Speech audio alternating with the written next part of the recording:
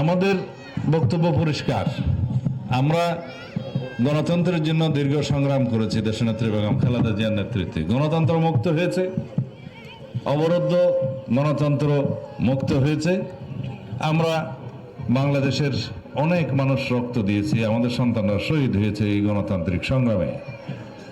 সুতরাং তাদের স্বপ্ন এবং আকাঙ্ক্ষাকে বাস্তবায়ন করার জন্য ভবিষ্যতে ইনশাআল্লাহ আমরা এমন একটা বাংলাদেশ বিনির্মাণ করতে চাই যেখানে গণতন্ত্রের জন্য আর সংগ্রাম করতে হবে না, ভোটাধিকারের জন্য কোনোদিন রক্ত দিতে হবে না। যদি আমরা তাই চাই তাহলে আগামী 12 তারিখ ইনশাআল্লাহ বিএনপির পক্ষে, দানের শীষের পক্ষে আমরা একটা ভোট দেব সবাই মিলে।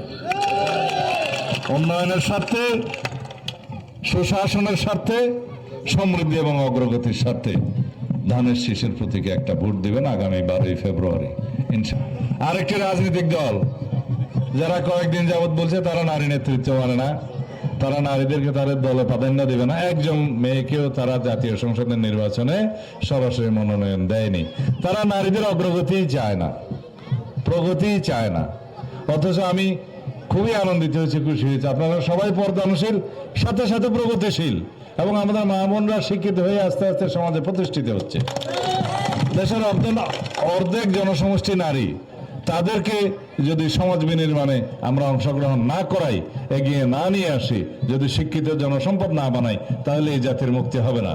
সেজন্য আমরা বহু আগে থেকে আমাদের ইতিহাস আছে নারী শিক্ষার জন্য, নারীর অগ্রগতির জন্য এবং নারীদের অর্থনৈতিক উন্নয়নের জন্য আমরা কাজ করেছি। আমরা বলেছি এছাড়া পরিবেশের ক্ষেত্রে এবং খাল খননের ক্ষেত্রে, অন্যান্য পলিথিনের ব্যবহারের ক্ষেত্রে পলিথিনের ব্যবহার কমিয়ে আনার জন্য আমরা বিভিন্ন কর্মসূচি নেব। কারণ এই পলিথিনের বর্জ্য দেশকে ধ্বংস করে দিচ্ছে, বলতে গেলে পৃথিবীর জন্য এখন একটা হুমকি পলিথিন। তো সেই জন্য আমরা এগুলো সব কর্মসূচি প্রণয়ন করেছি, জনগণের সামনে প্রকাশ করেছি, উন্মুক্ত করেছি, জনগণ বোঝে, জানে। আর লবণের কথা বলবো, এই দেশের এই এলাকার মানুষের একটা প্রধান অর্থনৈতিক আয় রুজির বিষয় লবণ।